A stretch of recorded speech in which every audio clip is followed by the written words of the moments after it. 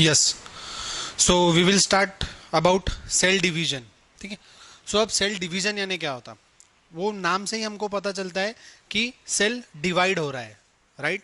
Cell is divided into one से दो, दो से four, four to eight, eight to 16, ऐसा डिवाइड होता जाएगा. इसको हम बोलते हैं सेल डिवीजन. ठीक है. बट सेल डिवीजन में बेसिकली दो टाइप के सेल डिवीजन होते हैं. First one is mitosis and another one is meiosis. First one is mitosis, another one is meiosis. ठीक है. एग्जैक्टली होता क्या है कि माइटोसिस में हमारे पास 5 डिफरेंट फेज फिर से है, जिसको हम बोलते हैं इंटरफेज, प्रोफेज, मेटाफेज, एनाफेज और टीलोफेज. ठीक है. ये हो गई हमारी माइटोसिस की और 5 different phases: interphase, prophase, metaphase, anaphase, telophase. Same वैसा ही मियोसिस में भी होता है, बट मियोसिस में 2 फेज होती है, मियोसिस 1 और मियोसिस 2.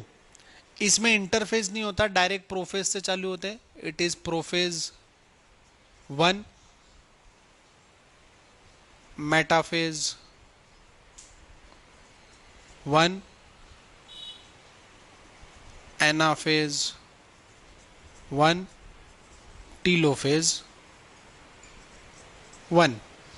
ठीक है. वैसे ही आपके पास इधर रहेगी प्रोफेज 2,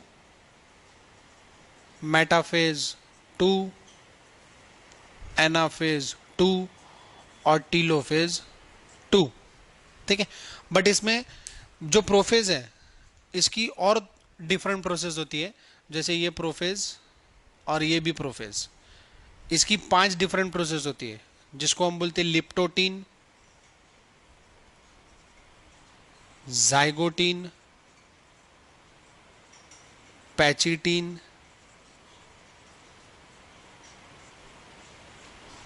डिप्लोटीन और डाइकाइनेसिस.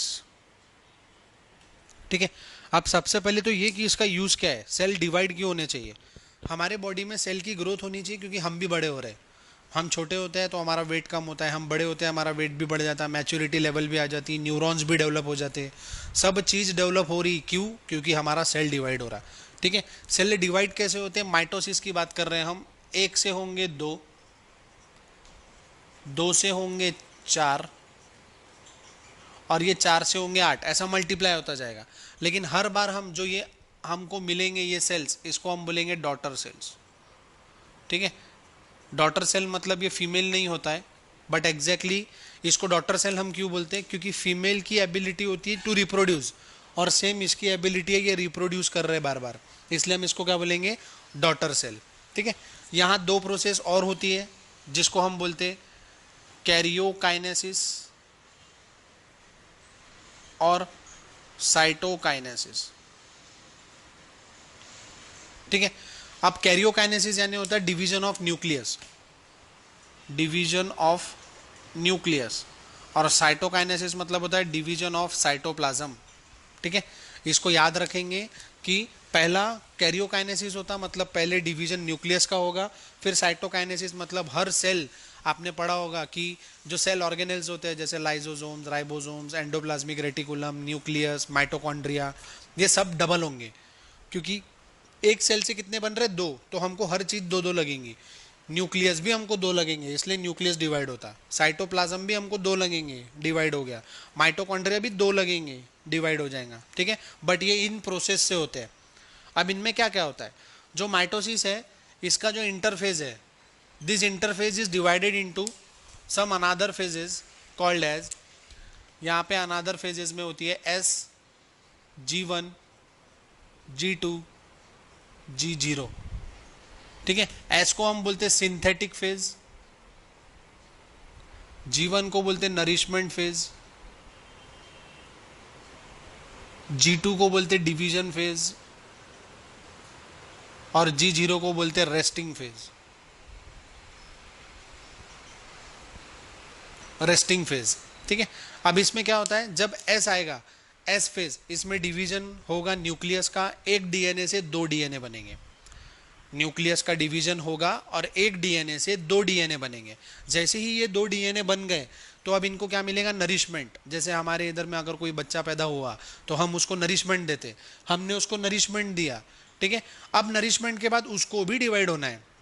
एक सेल है, ये एक सेल है, ठीक है, ये सेल से दो बन गए ये दोनों। अब ये दोनों को हम नरिशमेंट देंगे, ये बड़े होंगे, लेकिन ये भी तो डिवाइड करेंगे फर्दर। जैसे हम हैं, दादा दादा ने पप्पा को जन्म दिया, पप्पा ने हमको जन्म दिया, अब हम आगे अपनी नई जनरेशन को जन्म देंगे। डैट इज हमारा each and every cell divide हो रहा है, ठीक है। तो पहला सिंथेटिक फेज मतलब डीएनए डुप्लीकेट होगा, नरिशमेंट मतलब उनको नरिशमेंट दिया जाएगा ताकि वो फर्दर डिवाइड हो सके। वो डिवाइड होने गए, लेकिन अगर प्रॉपरली डिवाइड नहीं हो पाए तो वो जाएंगे रेस्टिंग फेज में, ठीक है। अगर प्रॉपरली डिवाइड नहीं हो पाए तो जाएंगे रेस्टिंग फेज में। रेस्टिंग फेज में इसको फिर से नरिशमेंट दिया जाएगा और वापस इसको भेजेंगे सिंथेटिक फेज में, यानी वो फिर साइकिल कंटिन्यू होंगी और ये सिंथेटिक नरिशमेंट एंड डिवीजन वापस चालू होगा। फिर हमारी ये फेजेस चालू होती, prophase, metaphase, anaphase and telophase, ठीक है। इसके अलावा मियोसिस में होता है प्रोफेज 1, मेटाफेज 1, एनाफेज 1, टीलोफेज 1। इसको आप याद कैसे रखेंगे, IP मैट, IP मैट, ठीक है। फिर ये P mat, P mat 1, P mat 2, लेकिन P1 और P2 में फिर से प्रोसेस होती है 5, जिसको आप याद रखेंगे ले झंडू पढ़ धीरे धीरे, ठीक है। तो लिप्टोटीन ले, झंडू जाइगोटीन, पढ़ पैचिटीन धीरे धीरे, डिप्लोटीन डाइकाइनेसिस, ठीक है। वो 5 फेज कंटिन्यू तरीके से याद रखने का तरीका है, ले झंडू पढ़ धीरे धीरे। तो आप इसको याद रखेंगे, ठीक है। इसके बाद हम देखेंगे कि बेसिकली सेल डिवाइड तो होता है, लेकिन ये फेजेस में क्या क्या होते हैं, ठीक है। अब पहली फेज इंटरफेज, तो हमने देखा कि इंटरफेज में क्या हो रहा है कि सेल सिंथेटिक फेज में जाता, मतलब डिवीजन होगा उसका, न्यूक्लियस का डिवीजन होगा। जैसे ही न्यूक्लियस का डिवीजन हो गया उसके बाद उसको नरिशमेंट मिलेगा और फिर से वो डिवीजन के लिए जाएगा। अगर वो डिवाइड हुआ तो ठीक, नहीं हुआ तो वो रेस्टिंग फेज में जाएगा। प्रोफेज में क्या होता है, आपको एक थिन, ये मैं न्यूक्लियस बना रहा हूँ, ये न्यूक्लियस है, आपको एक थिन थ्रेड लाइक स्ट्रक्चर, ऐसा कंडेंस नेटवर्क मिलेगा क्रोमोजोम का। ये क्रोमोजोम में न्यूक्लियस नहीं है, मतलब यहाँ न्यूक्लियस नहीं रहता, सेंट्रोमियर नहीं रहता। सेंट्रोमियर हमको मेटाफेज में मिलेगा, ये हो गया प्रोफेज। प्रोफेज में क्या मिलेगा हमको, thin condense network of chromosome without centromere, मतलब इसमें न्यूक्लियस नहीं रहेगा। मेटाफेज में क्या होगा कि मेटाफेज में एक प्लेट फॉर्म, हमको न्यूक्लियस मिल जाएगा क्रोमोजोम में और ये कुछ इस तरह हमको क्रोमोजोम्स नजर आएंगे, ठीक है। बट ये मेटाफेज हो गया। सेम इस मेटाफेज में वापस क्या होगा कि यहाँ पे इक्विटोरियल प्लेट बनेंगी। ये भी मेटाफेज है, लेकिन इसमें होता क्या है कि एक इक्विटोरियल प्लेट बनती है। इक्विटोरियल मतलब यहाँ एक प्लेट बनेगी, इस प्लेट का नाम है इक्विटोरियल प्लेट। अब ये इक्विटोरियल प्लेट पे क्या होंगे, ये अपने आप को आके अरेंज करेंगे, ठीक है। इन्होंने अपने आप को आके अरेंज किया कुछ इस तरह, यानी हर सेंट्रोमियर बीच में लगा रहेगा और क्रोमोजोम आजू बाजू, यानी क्रोमोजोम्स के जो विंग्स है वो आजू बाजू लगे रहेंगे और हर सेंट्रोमियर को ये चिपका रहेगा ऐसा, यानी बीच में सेंट्रोमियर रहेंगे और ऊपर नीचे क्रोमोजोम रहेंगे। फिर एनाफेज में क्या होता कि हमारे पास जो ये न्यूक्लियस है, एनाफेज में ये न्यूक्लियस ऐसा बनाया हमने, इक्विटोरियल प्लेट अलग हो जाएगी, यहाँ बनेगा पोल जिसको हम बोलते हैं सेंट्रॉइड्स, ठीक है। ये जो इक्विटोरियल प्लेट पे क्रोमोसोम अरेंज थे, ये अरेंज में एक दूसरे को अलग अलग खींचेंगे, ठीक है। ये इक्विटोरियल प्लेट थी, अभी ये स्पिंडल फाइबर तैयार होंगे यहाँ से और अपने आप को दो पोल पे अलग अलग खींचेंगे, ठीक है। ये जो बना इसको बोलते हैं हम एस्ट्रल रेज, एस्ट्रल रेज, इसी को हम बोलते हैं स्पिंडल फाइबर। स्पिंडल फाइबर्स तैयार होते हैं यहाँ पे। ये फेज कौन सी है, एनाफेज। एनाफेज। ठीक है, बाद में जो सबसे आखिरी फेज है टीलोफेज। टीलोफेज में क्या होता कि ये जो न्यूक्लियस है ये यहाँ से श्रिंक होगा, यानी यहाँ से ये ऐसा श्रिंक होगा, यानी ये गया, फिर यहाँ से भी ये श्रिंक होगा, यानी ये भी गया, फिर धीरे धीरे एक समय ऐसा आएगा जो यहाँ से एक अलग सेल बन गया और ये एक अलग सेल बन गया, यानी आपके एक सेल से कितने सेल मिले आपको, 2 सेल। ठीक है, यानी ये डिवीजन हो गया माइटोसिस, एक सेल से आपको 2 सेल मिले अलग अलग, this is called as telophase. ठीक है, अब एग्जैक्टली होता क्या है कि सबसे पहले तो प्रोफेज, माइटोसिस का पहला फेज। इस प्रोफेज में क्या होगा, कंडेंस नेटवर्क मिलेंगे आपको क्रोमोसोम्स के। क्रोमोसोम्स का कंडेंस नेटवर्क मतलब इसमें न्यूक्लियस प्रेजेंट नहीं रहेगा। जहां इसमें न्यूक्लियस प्रेजेंट हुआ मतलब वो कौन से फेज में आ गया, मेटाफेज में। यहाँ आपको हर क्रोमोसोम में न्यूक्लियस दिख रहा है, लेकिन मेटाफेज में इक्विटोरियल प्लेट फॉर्म होती है और इक्विटोरियल प्लेट पे सारे क्रोमोसोम्स अपने आप को इस तरह अरेंज करते हैं कि न्यूक्लियस बीच में होता है और उनके पी आर्म और क्यू आर्म ऊपर नीचे होते हैं। एनाफेज में ये 2 पोल्स बनेंगे जिसको हम नॉर्थ पोल और साउथ पोल बोलते हैं, बट इसको बायोलॉजिकल लैंग्वेज में सेंट्रॉइड्स बोलेंगे। ये नॉर्थ पोल और साउथ पोल में जाके डिपॉजिट होंगे और ये जो है इस क्रोमोसोम्स को ऐसा खींचेंगे आधा आधा। ठीक है, जैसे ही इन्होंने आधा आधा खींचा तो आधे क्रोमोसोम्स ऊपर चले गए, आधे नीचे चले गए। ठीक है, और ये न्यूक्लियस में पैक हो गए। फिर ये सेल वॉल्स क्या होगी, जो इनकी प्लाज्मा मेम्ब्रेन होती है ये श्रिंक होंगी। जैसे ही ये श्रिंक हुई तो आपको 2 न्यूक्लियस तैयार। ठीक है, इसको हम बोलते माइटोसिस। एक सेल से आपने कितने बनाया, 2 सेल्स। ठीक है, अब होता क्या है कि ये तो बन गया हमारा माइटोसिस, लेकिन मियोसिस में एक सेल से एक ही सेल बनता है और वो कंटिन्यू चलता रहता है। अब जब हम पैदा होने के रहते हैं, मतलब हमारे मम्मी के पेट में होते हैं, तब चलता है मियोसिस 1, यानी एक सेल से कितने सेल बनेंगे, एक। मियोसिस 1 चालू है, जैसे ही हम पैदा होके आ गए माइटोसिस शुरू। माइटोसिस शुरू होने के बाद जब हम 13 साल के होते हैं तो 13 साल में हमारे स्पर्म और ओवम, ठीक है, दोनों बनना शुरू होते हैं, लेकिन दोनों कैसे होने चाहिए, 23-23। ठीक है, अब इसका रीजन देखते हैं अपन ने हेरिडिटी में देखा था XX फीमेल XY मेल, ये सेपरेट होते हैं XX और XY, लेकिन इनमें होता है 23, इनमें होता है 23, इसमें भी 23, इसमें भी 23।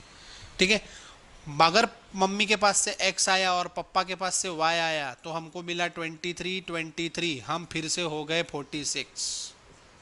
ठीक है, लेकिन दोनों के पास से एक एक आना चाहिए और दोनों 23 नंबर के ही होने चाहिए। इसीलिए इस प्रोसेस को करने के लिए मियोसिस की जरूरत पड़ती है। मियोसिस में हमेशा हैप्लॉइड नंबर ऑफ सेल्स मिलेंगे, ठीक है, लेकिन माइटोसिस में डिप्लॉइड नंबर ऑफ सेल मिलेंगे। Right, haploid number of cells मतलब 23 और डिप्लॉइड नंबर ऑफ सेल्स मतलब 46। ठीक है, ये हमको कब मिलेगा, जब स्पर्म और ओवम अगर दोनों 23 के रहे तो हम 46 के आएंगे, लेकिन दोनों में से एक में भी गड़बड़ हो गई तो हमें डिसीज हो सकता है।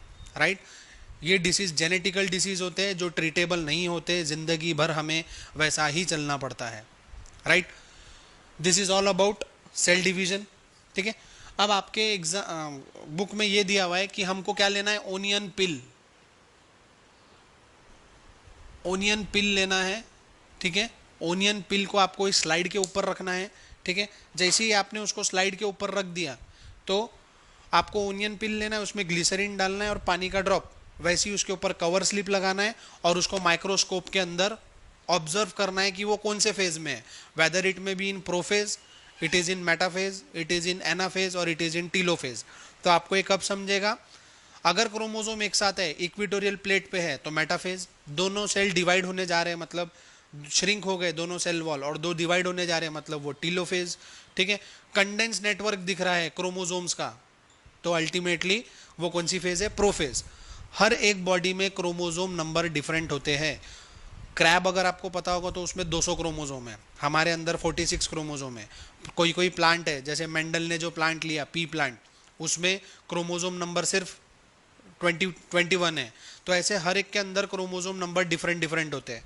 जैसे हनी बी ठीक है, हनी बी में 32 क्रोमोसोम्स होते हैं फीमेल में और 16 क्रोमोसोम वाला होता है मेल। ठीक है, 32 है तो फीमेल और 16 है तो मेल, वहाँ ऐसा बाइफर्केशन होता है। लेकिन हमारे अंदर बाइफर्केशन कैसा है, अगर XX है तो फीमेल और XY है तो मेल। ठीक है, ये सब सेल डिवीजन के वजह से होता है। और सेल डिवीजन में दो प्रोसेस कॉमन होती है, दैट इज कैरियोकाइनेसिस और साइटोकाइनेसिस। कैरियोकाइनेसिस मतलब डिवीजन ऑफ न्यूक्लियस और साइटोकाइनेसिस मतलब डिवीजन ऑफ साइटोप्लाज्म। सबसे पहले डिवीजन होगा न्यूक्लियस का, उसके बाद डिवीजन होगा साइटोप्लाज्म का, और उसके बाद आपको दो सेल मिलेंगे, that is called as cell division. ये ऑरेंज पिल वाला जो एग्जाम्पल है, ये एग्जाम में पूछते हैं कि हम लोगों को क्या करना पड़ता है। तो हम स्लाइड लेंगे, ऑरेंज पिल लेंगे, उसके ऊपर ग्लिसरीन और सेफ्रानिन सॉल्यूशन डालेंगे और उसको माइक्रोस्कोप के अंडर ऑब्जर्व करेंगे। ठीक है, ये है हमारा सेल डिवीजन।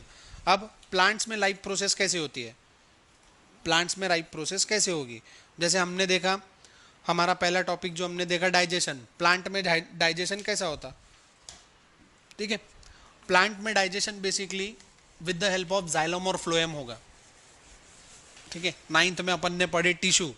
ठीक है, उस टिश्यू में हमने पढ़े थे कि प्लांट टिश्यू जाइलम और फ्लोएम होते हैं। ठीक है, तो अगर ये प्लांट टिश्यू है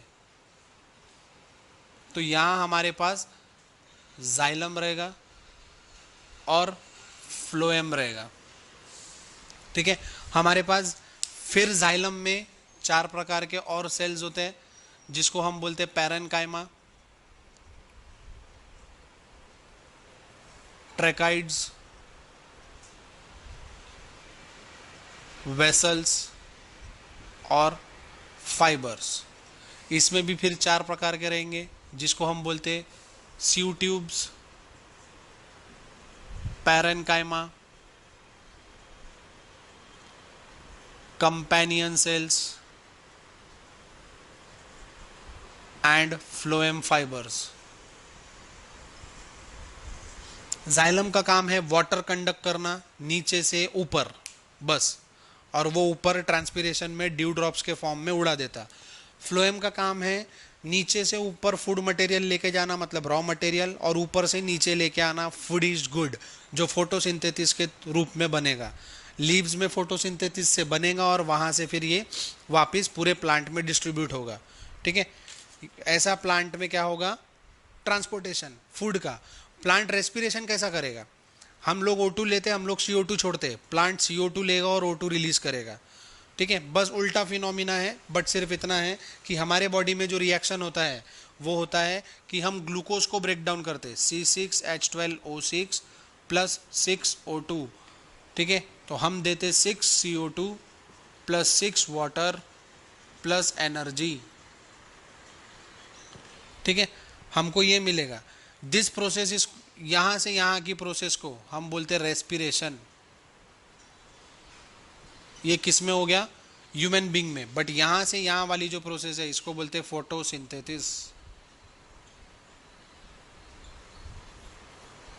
इसको बोलते हैं फोटोसिंथेसिस, यानी प्रोसेस सिर्फ रिवर्स है एनिमल से, यानी हम लोगों से। प्लांट में जो प्रोसेस है वो सिर्फ रिवर्स है।